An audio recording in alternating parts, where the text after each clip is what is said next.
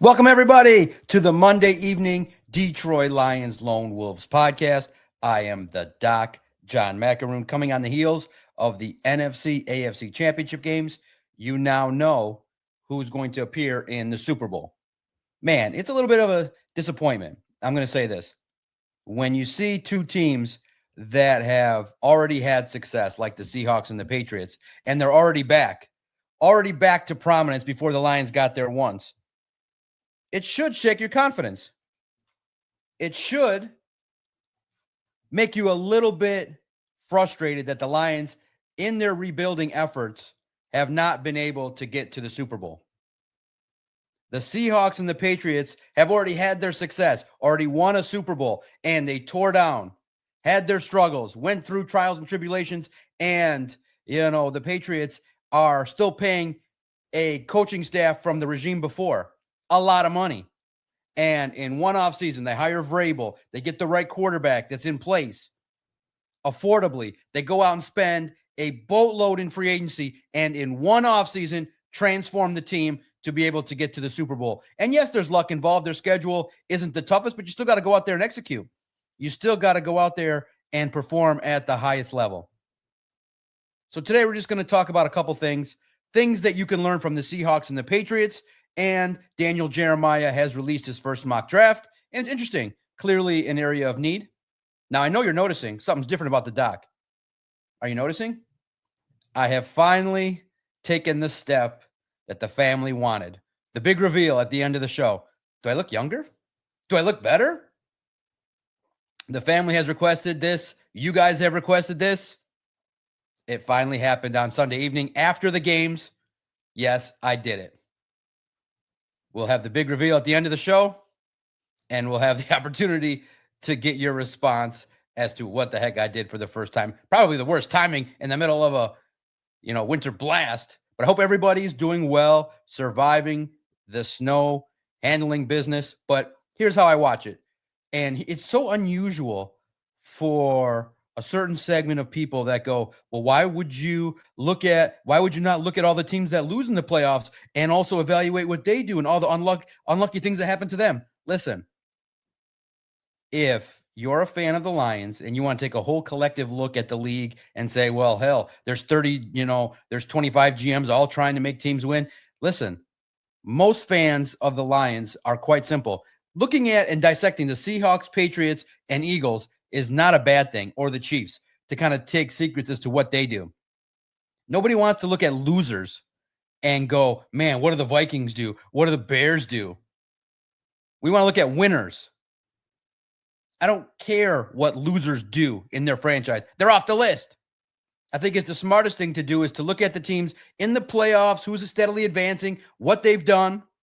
The Lions are still an organization in 60 Super Bowls, have not been there. So you can't sit there and put the Lions in any category other than wannabes. And they're still in that mindset of growing and getting back to something. But it's fair to look at teams that have already done it. So how did you feel watching the Seahawks and Patriots get back to the Super Bowl? It just frustrated me a whole heck of a lot more because some of the things that we're clamoring for are not revolutionary type stuff. What the Lions were doing was smartest man in the room type stuff. We're just going to build a great team in the draft. And what are you guys talking about? Inexpensive quarterback, free agent spending, trades. And I love how people make their defense that includes support for what we say and then just disregard it. The Seahawks made a single trade that was most impactful. It doesn't have to be many trades. If you have an infrastructure in place, if you go heavy on free agency, the Seahawks got Shaheed and made moves. The Patriots also went heavy in free agency. They did not go heavy in trades, but they did at least address the future and trade away pieces that weren't a fit. They made deals. They didn't acquire talent. They traded for future draft capital for players that they did not feel fit the mold. So I love the arguments that you read online. Well, you can't look at those things and overreact. They did those things. The Seahawks were solid in the draft. They made bold moves in the trade. They made bold moves to their roster to add capital. They used the capital to build an infrastructure. And then when the time came with some money in free agency, they went out and added all moves you could have made. So don't sit here on your high horse and tell me that Brad Holmes has done a good job. When Dan Campbell lit the fuse, not the fans, not podcasters, not content creators, Dan Campbell, your head coach, lit the fuse. In 2023, he was right. He was absolutely right when he said, and he was devastated after the NFC Championship loss. Devastated. You had a young core built through the draft, and you didn't do enough to support that 2023 team to get over the hump. That's the failure. Now you're straddled with big contracts. You're not doing a hefty amount in free agency, and you're trusting your own. Great, but it does not appear, listen, that could work. But 23, 24, 25 has still produced nothing of tangible meaning for the Detroit Lions, which is at least get to the Super Bowl. So let's look at the Seahawks. The Seahawks general manager, John Schneider, has now made NFL history. He's taken another team to the Super Bowl that now features, they've won before, and you had that epic loss. They had the Super Bowl win. Then they had the loss in the Pete Carroll era. John Schneider built great teams then. This current team has no players from the past regime that was in the Super Bowl and a new head coach. So John Schneider has taken two completely different teams to a Super Bowl before you were able to land there once. Once. That's all we're asking for. So what kind of moves were made? Well, some controversial moves. He moved on from Russell Wilson, added, and that was the bold trade, kind of equating to the Lions Stafford trade. Okay. You make a bold trade. You move on from Russell Wilson. You add draft capital.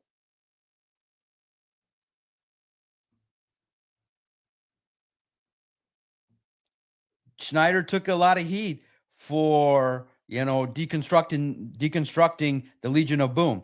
Traded Russell Wilson to the Broncos for 3 players, including Drew Lock, the first and second picks for the 2022 the draft, and first and second round picks for the 2023 NFL draft. Big trade that was made moving on from Russell Wilson to the Broncos.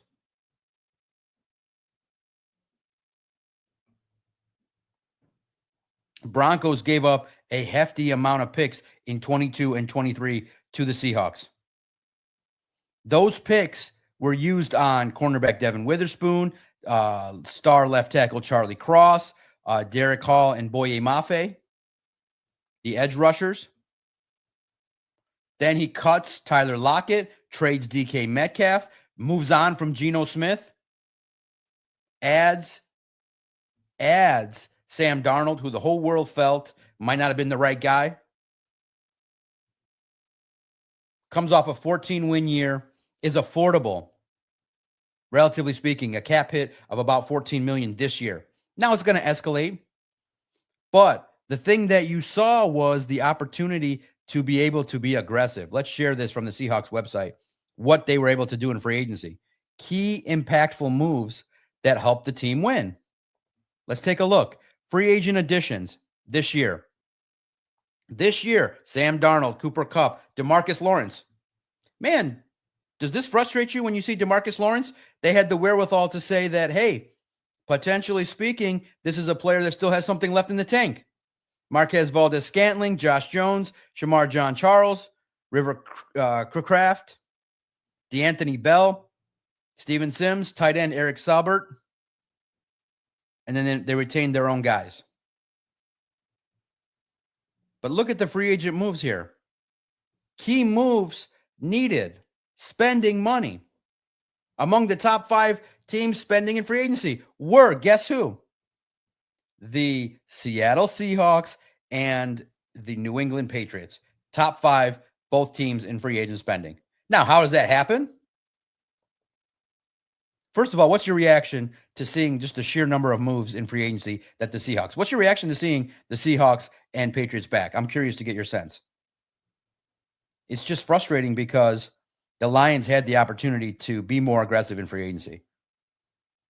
One, the moves made by the general managers of the Patriots and the Seahawks put the teams in position to have success. Now, how do you have that success? You have quarterbacks that are on reasonably affordable deals. $15 million cap hit for Sam Darnold and a rookie contract for Drake May. Now you have more flexibility to add talent. It can be done fast.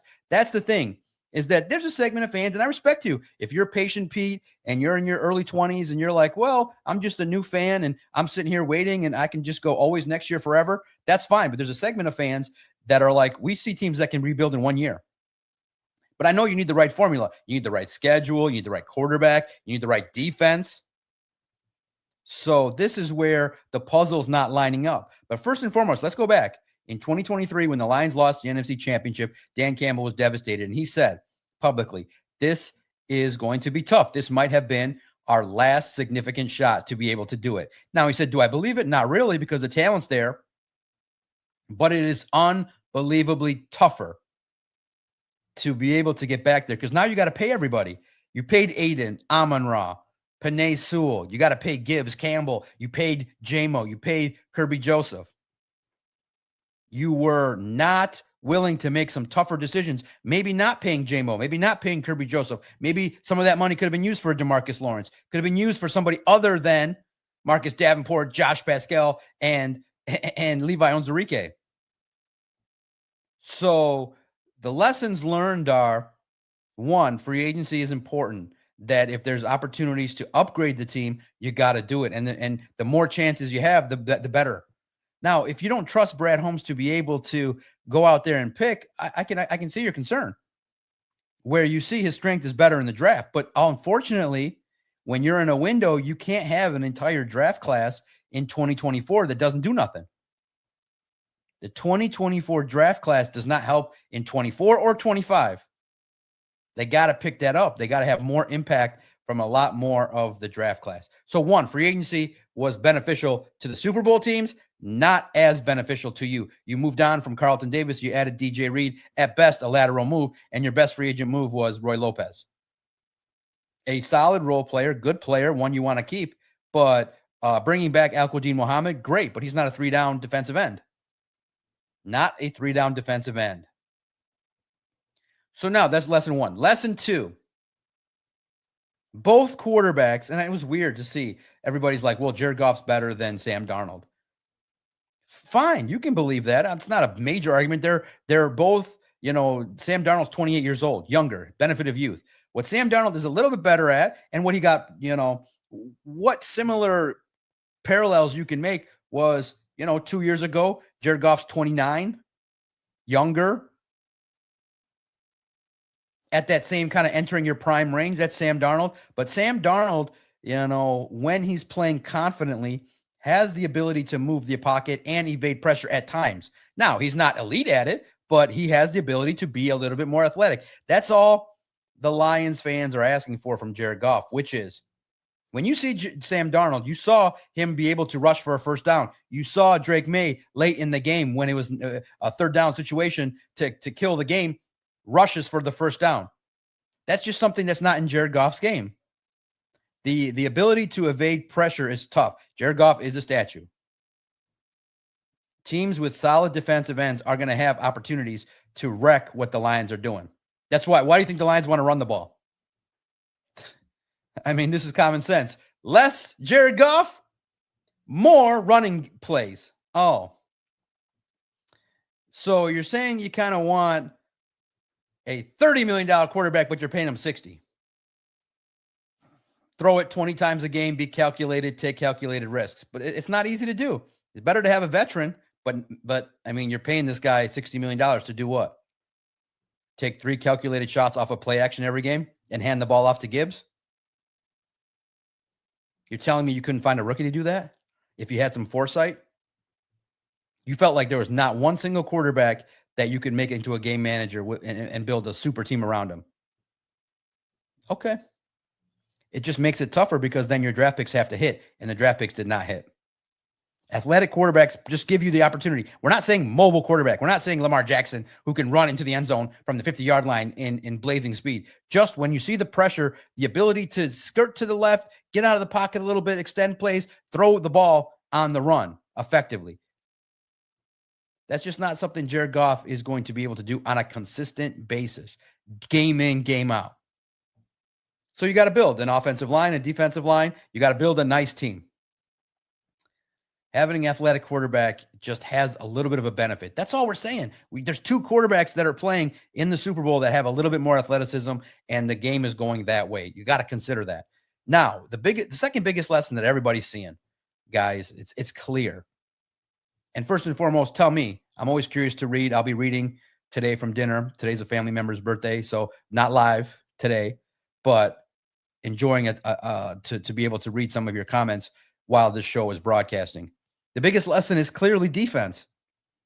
You got to have at least a top 10, top 12 scoring defense. You got to be able to make consistent plays. You got to be able to stop your opponent. You got to have a much better defensive line than the Lions have. It's clear now. Brad Holmes has neglected to be able to put together a complete defense. Now, the safety unit was tops. You like that. So to be able to play man-to-man. The cornerbacks have not been solid. The cornerback position, which is unusual because Brad Holmes kind of indicated that was a position that he really was into paying attention to in scouting. The cornerback position has not been stellar for the Detroit Lions. From Cam Sutton to free agent addition of Emmanuel Mosley, bringing back Emmanuel Mosley. DJ Reed suffered a hamstring injury. A little bit undersized for that position. Oh, by the way, Tariq Woolen ends up, even though he made a boneheaded play, Tariq Woolen. Somebody that the Lions felt could have been a man-to-man guy, but maybe not the, maybe would have been a little bit too hot-headed for the Lions. But the Seahawks also made one singular transactional move that was pretty good at the deadline. Shaheed is impactful. You can't just disregard it. Now, the Seahawks are better because they had the infrastructure in place. They didn't have to make 3-4 moves. The Lions are far away, guys. We have to now just start from the premise. The Lions are further away than what I think a lot of the fans think. It's going to be tough with the free agent dollars to be able to just say, yeah, this guy's going to come here to the Lions. You got to spend, and then you got to fix the interior. You might lose DJ Reader and Alex Anzalone. It's just not that easy to just bring everybody in, have it all gel and all work out. It's going to be tough. It might take 2 years. It might take an extra year to have a draft class all come in because you might end up losing David Montgomery. You might just need that extra year in 2026 to rebound and identify holes because there's a lot of holes on the Lions. But I think everybody now has become well aware. Brad Holmes has not done a good enough job with the defense at all. Substandard compared to his compadres. And remember, when we always talk about Brad Holmes, let's start with the premise that at least he's better than a lot of the general managers the Lions have had. But he needs to go from good to great. He needs to get into the class of the John Schneiders and of the Howie Rosemans of the world. He's not there yet. He's a top 10 GM, but it takes a top 5 to be able to be realistically year in, year out, somebody thought of to be a Super Bowl contender. He's playoff good. He's Lions good. But let's be real here. Let's not be in denial and bury our heads that Brad Holmes has made elite moves to be able to get this team. I was told that sustained success happens when you just draft well. Well, is he drafting well? Where's the sustained success? 23, 24, 25. Where's the heartbreaking playoff loss? Where's the NFC Championship game? Reappearance. Where's the push to get to the Super Bowl? It didn't happen. Why? Not enough aggression in free agency, not enough quality draft picks over 2 years to sustain depth and withstand all these injuries. You didn't build a defense, and for whatever reason, you have to build it into the conversation. The Lions defense can never stay healthy. What has happened? The Patriots, I was looking, I'm like, dang, there's Carlton Davis playing. Look at Milton Williams doing his thing. Look at the interior pressure. going on the road in terrible conditions, giving up less than 15 points. And also that the idea is you can do it quickly. It doesn't have to take that long. It doesn't have to. And I think the fans of Detroit are like, yeah, you can sell us this phony baloney, slappy stuff of let's rebuild it. But guys, you're being sold a bill of goods. You think the Lions are going to be consistently good? No. You're kind of building to that one championship. The league, it makes it almost nearly impossible to be consistently good. There's a salary cap, salaries escalate, teams pick your players, mobility of these free agents. They have the ability to go to other teams. And to be able to have that elusive, sustained success like the Patriots and the Chiefs, you need a top 3 quarterback in the league, hands down, not a maybe quarterback that everybody debates. You're not getting sustained success with Jared Goff. You're maybe going to get one more push. One. That's it. Maybe. So don't sit here and tell me we shouldn't doubt Jared Goff. Are you kidding me? We watched Drake May. We watched Sam Darnold. They were playing at a better level with better pieces, obviously, better offensive lines, better defenses. But yes, there's doubt. There's doubt now with Brad Holmes, doubt with Dan Campbell. And let's not forget, you can't forget history. No team that has had their same head coach and quarterback for 5 years or more, if you don't win within that first 5 years, it would be historic if Dan Campbell and Jared Goff won. It's the 5-year rule mentioned by great Detroit Lions fans. It's real. And there's been a rule too. If Dan Campbell doesn't win a Super Bowl within 7 years, it doesn't happen. No head coach has won a Super Bowl with a team if they didn't do it within 7 years. So let's review the lessons. And which lesson is most important to you? Which one do you think the Lions can tackle? 1, free agency has to be better. The Lions scouting department has to step up or be replaced. They didn't target the best free agents. They didn't pick the right guys. Marcus Davenport, Josh Pascal, Levi Onwuzurike is getting you to a Super Bowl? It's embarrassing. Free agency, not good enough. The draft has to be better. 24, 25 drafts, not good enough. Better players were available, and that's his job to tell you the names, not mine. You're not getting any significant impact from the 24 draft class. And then when you're in a window, you don't trade capital for Isaac Tesla. You just don't do it. He's going to be a good player, I still think. But how did drafting Tesla help you win a Super Bowl in 2025? It didn't. So you sacrificed a year when you knew you were in a situation where you had new coordinators, you had a little transition with your offensive line, you took an extra risk. Didn't need to be taken. So, key lessons. It can be done fast. That's what Lion fans are thinking. Like, man, I was told that it takes now 6 years to get to a Super Bowl with the regime. Some regimes get back in 1. Why don't the Lions ever get that kind of luck? Is all Lions fans like myself would say. Why don't the Lions get it? No, the Lions got to go the slow, plodding route, draft after draft, free agency class after free agency class where it's not impressive. Roy Lopez and DJ Reed, that's going to get you to a Super Bowl. When you say it out loud, it makes sense. Not good enough, not aggressive enough, not impactful enough. Especially when you have Ali McNeil coming off of injury. When you have DJ Reader a little bit older, a rookie in Tyleik Williams. And what's frustrating when you look at it, this might have been the year where if the Lions got lucky health-wise, they might have been able to advance. I still think the Lions defense, the Lions offense might not have been able to keep up with the Seahawks. The Seahawks defense was pretty good. Goff would have probably made that one key turnover late. Your offensive line wasn't good enough. But man, it wasn't like the Seahawks and the Rams were super dominant, but they were just better built teams. All the way across. You have to use all the tools effectively. That's it. And I'm so thankful you Lions fans, starting from last year, said, we don't think the defensive line's good enough. It could have been playoff good, but not Super Bowl good. And I'm so thankful that you fans are demanding more and not being slappies and just going, well, the next year is going to be great. Well, what about this year?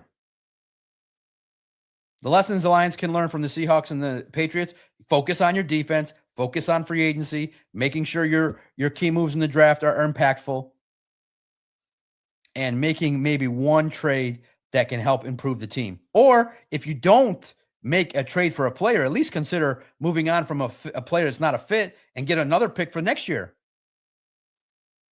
Inactivity at the deadline is not going to be acceptable for the Detroit Lions.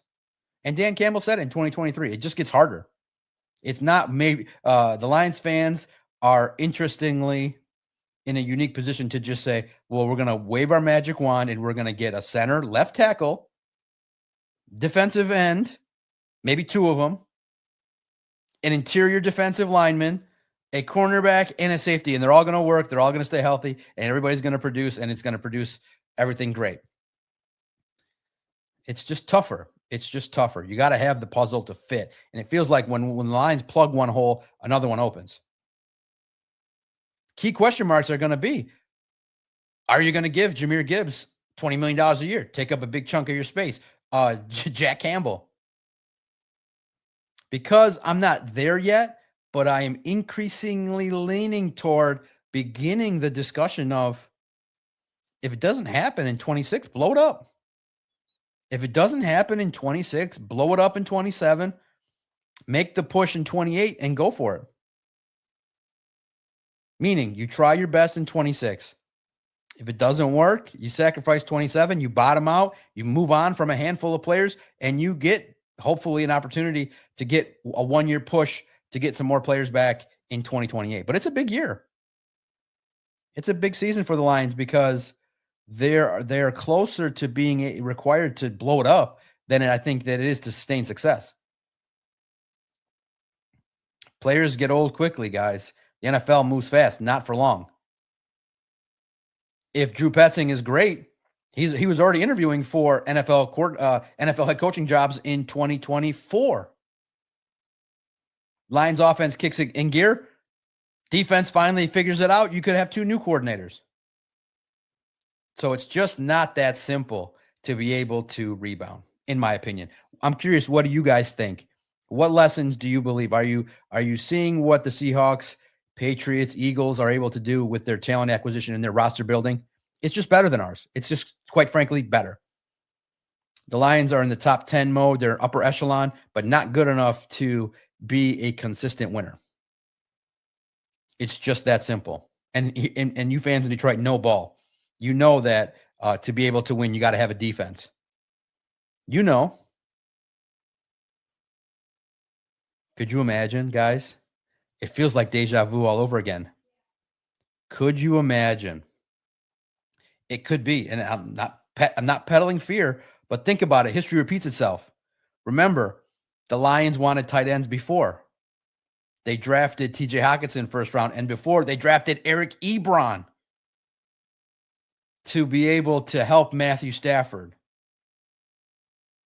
and passed on Aaron Donald. Could it happen again where the Lions, who have passed on guys like Kobe Turner, guys like Puka Nacua, the Lions have not been able to draft, I think, the right fits for what they need. Could you imagine if they invest heavy in tight ends? Because you need 2 of them now.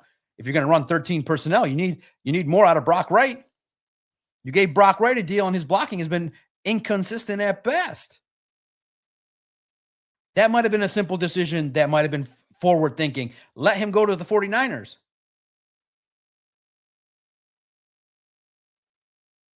You got to make moves and make this puzzle fit. You got to be able to realistically align free agency, the draft, your roster, and figure out a way on some level to stay healthy. Could you imagine if the Lions focus again on the offense? A replacement for David Montgomery, offensive lineman, you want some depth, especially if Graham Glasgow. And then imagine if then we pass on another key defensive stalwart that ends up in on the Packers or somewhere else. Isn't it feeling that way? Like history's repeating itself from the Stafford era. I'm hoping it's different. What's your confidence level that the Lions will understand they are going to evolve? They have said they're going to evolve. What does that look like? What does evolution look like for the Detroit Lions? What's the biggest lesson? I'm curious what you guys think the biggest lesson is, and what's your emotions heading into it. I'm just frustrated because you're like, man, it wasn't revolutionary. It wasn't like some crazy hot take to say, hey, go out and get better players. When you don't fall in love with every roster decision that's made, you start to, I think, expand your vision and say, wait a minute, maybe Jared Goff's not the guy. Maybe DJ Reed's not the guy. Maybe you could have added a DeMarcus Lawrence. You could have added guys that went to teams that are in the Super Bowl. Landry, Milton Williams. Guys that ended up saying, why didn't they get all of them?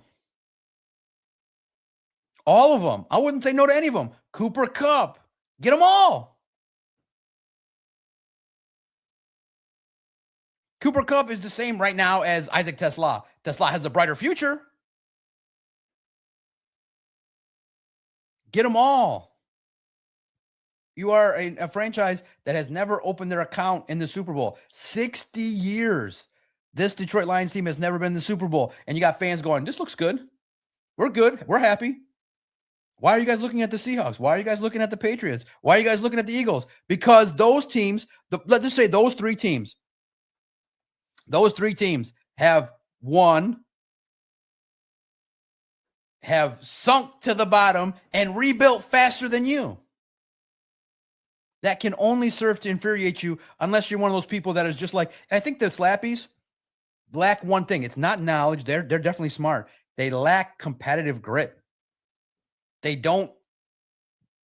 lack, I think what the biggest weakness Slappies have is they don't have enough competitiveness that the team that they cover have. Dan Campbell was livid this year. Did you guys notice a change in his demeanor? He sits at home and is upset when they lose. Slappies are like, because they can't sit with that feeling for too long, and then they just need to find something to be positive about. And they latch on to stupid ass shit to talk about. Oh, Jared Goff's better than Sam Darnold, so we're good. No, you're not good.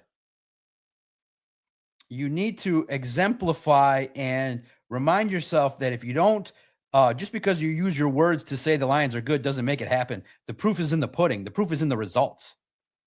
And so the Lions need to resolve themselves to do what good teams do. Free agency, the draft, try to find avenues of getting impactful players at key spots, build a better defense, and figure out one way or another to get on the right side of the injury situation. That's the only way this is going to happen. You can't cut. The Lions are not special. The Lions are not revolutionary. The Lions are not the Patriots. They don't just get a Drake May.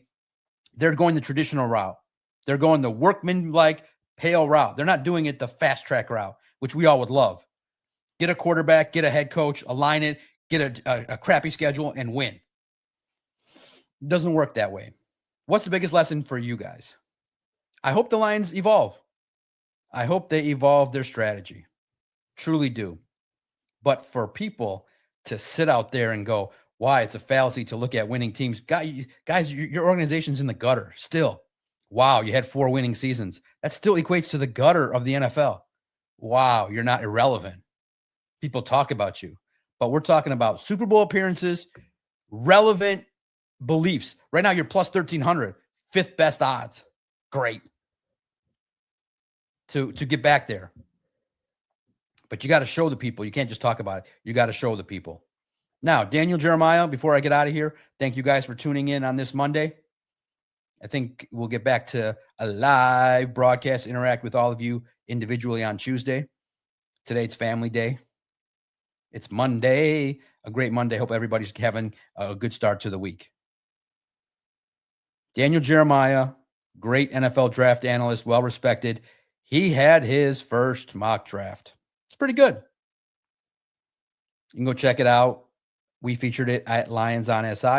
Let me give you a nice daily reminder of the website that we run, Lions on SI. Daily videos, highlights. We cover everything in the world of Detroit sports.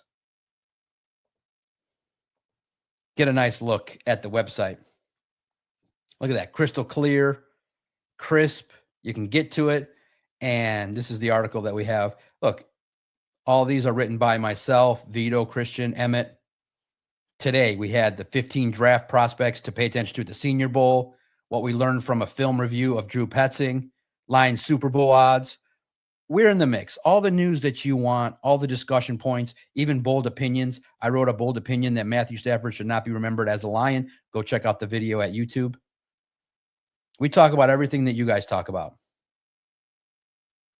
And so, at number 17, the Detroit Lions land a player, a defensive end opposite of Aiden Hutchinson, and it is with pick number 17, general manager Brad Holmes targets Miami Hurricanes defensive end Akeem Mesidor. Jeremiah says Mesidor would thrive opposite of Aiden, going from one dynamic pass rush duo playing with Bain in Miami to another. In the early Mel Kiper draft prospect big board, he came in at number 13. Here's what Kiper had to say about him. Mesidor started at West Virginia in 2020 and 2021, racking up 9.5 sacks. He transferred to Miami before 2022 and had 7 sacks that first year. He only played 3 games in 23. Wait, injury. Alert. An injury limited him to 3 games in 2023. So that means he's definitely on Brad Holmes' draft board. He's an injured player. But he came back with 5.5 sacks in 2024 and has looked great in 2025. The Canadian makes his presence felt against both the run and the pass, and he shows good bend, closing burst, and power. With his initial move, when his initial move is thwarted, Mesidor never stops battling. He also brings some versatility with the ability to shade inside to defensive tackle and get pressure on the interior. This sounds promising. Now, most people believe he might not be there at that spot, but maybe a player you trade up for. What do you know? A player opposite of Aiden Hutchinson. Makes sense, right, guys? What do you guys think about Mesidor with the Detroit Lions? Are you guys locked in? Offensive line, defensive line? I think you're starting to see more. Also, if you need your draft fix, every Friday we are talking about the draft, me and Emmett or other draft experts. This week is the Senior Bowl. We'll have coverage of the Senior Bowl, names to follow, which you can see, reports of what people are saying. All things will be looked at Detroit Lions on SI in the pursuit of winning. That's what it is. Not in the pursuit of excuse making. Not in the pursuit of making excuses.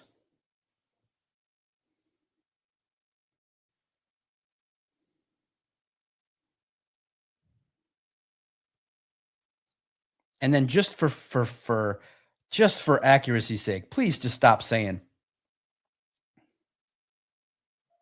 Please stop saying that Sam Darnold makes everybody feel better about Jared Goff. Darnold's younger, was more affordable this year, gave the team a better chance to win this year than Goff did.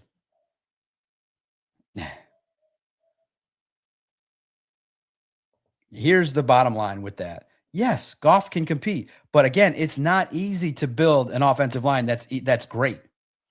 2024, most people argued it was amazing.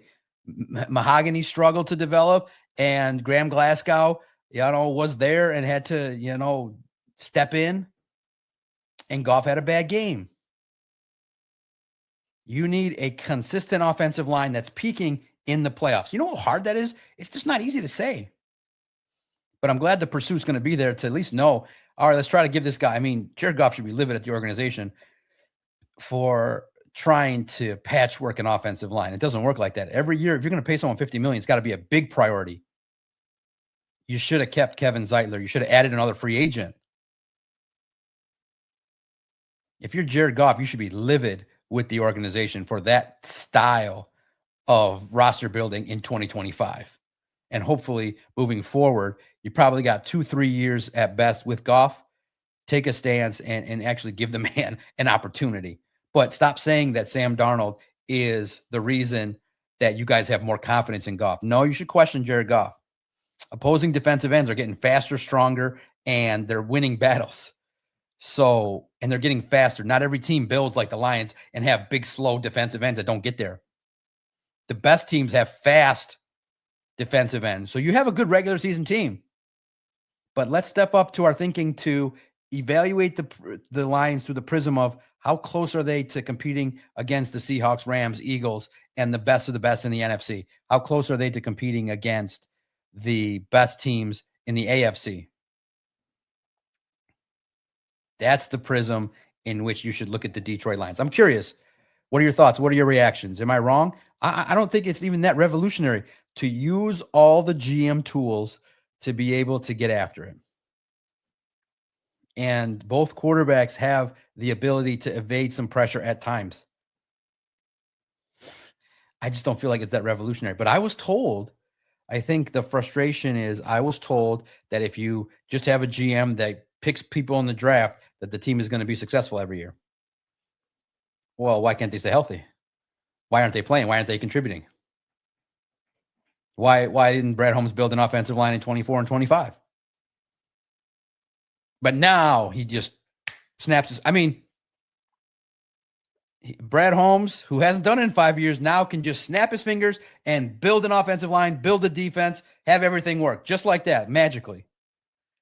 That's a lot of trust that you guys have. So just remain cautiously optimistic, critical eye on the moves made, because there's other general managers that clearly are better than what we have. Clearly. You don't have the best general manager. You don't have the best quarterback. You don't have the best head coach. Wake up. Other teams are doing it faster. Hey, you guys are great. The magic wand here, the magic toothbrush. That Brad Holmes just goes, boom, offensive line, defensive line, safeties, all fixed. Quarterback now can make plays. Hey, you guys, come on. It takes time, it takes effort, but let's see how Brad Holmes evolves. I'm taking a wait and see approach.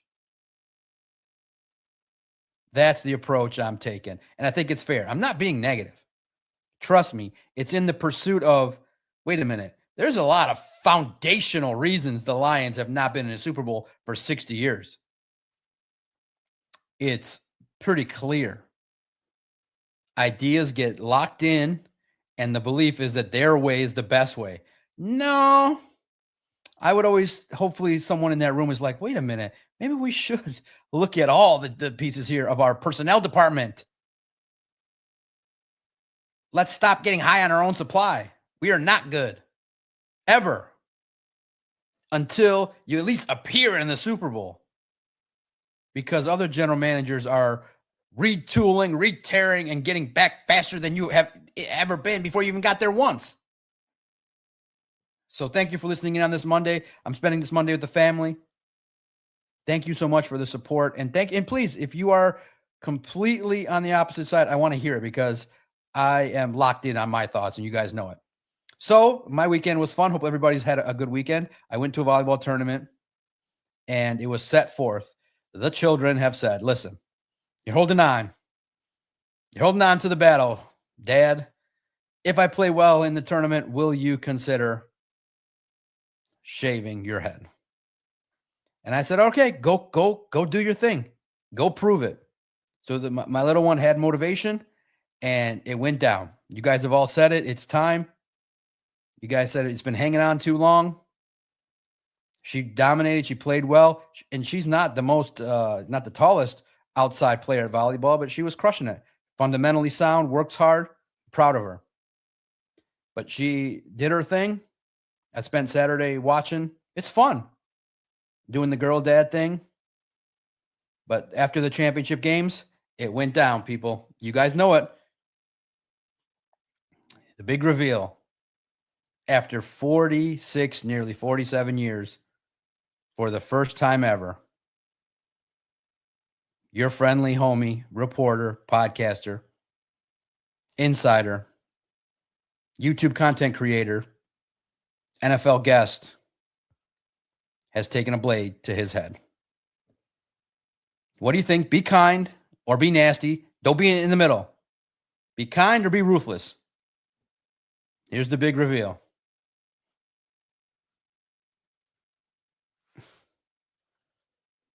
For the first time ever, You're friendly. Oh my goodness. I'm like, okay, yeah, I don't know how I'm going to be able to do these national videos looking like this. Your friendly neighborhood DOC.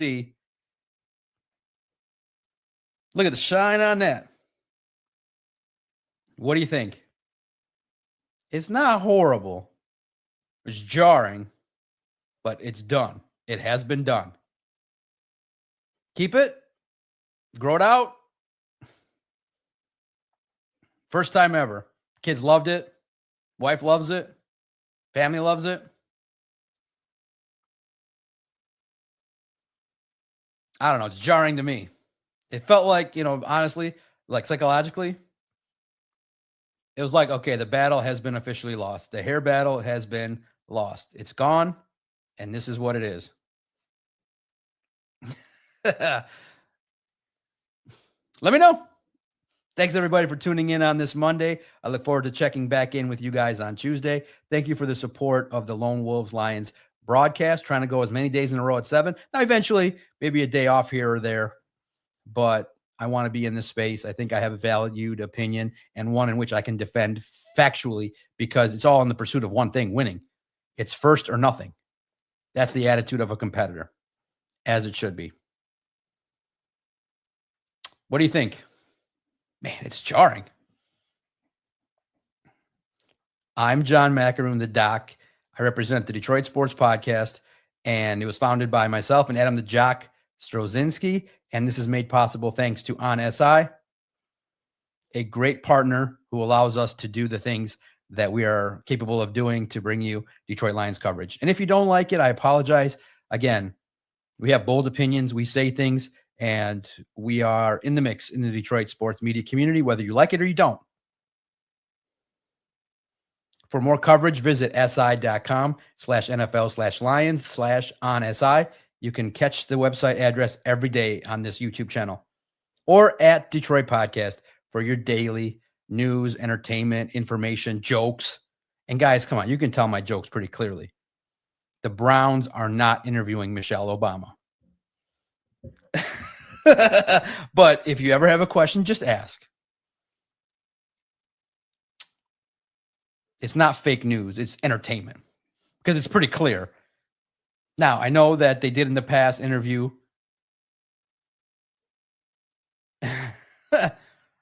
Condoleezza Rice, but just ask like someone did like, oh, I don't know anymore. Listen, most things that will be official will be in a clickable link. A lot of jokes will be told on that if you want to have a laugh. But you can message me on any YouTube video. Hey, you wrote this. Is this real? Let's have some fun with it. Thanks, everybody. I look forward to coming back on Tuesday. Thanks for the time.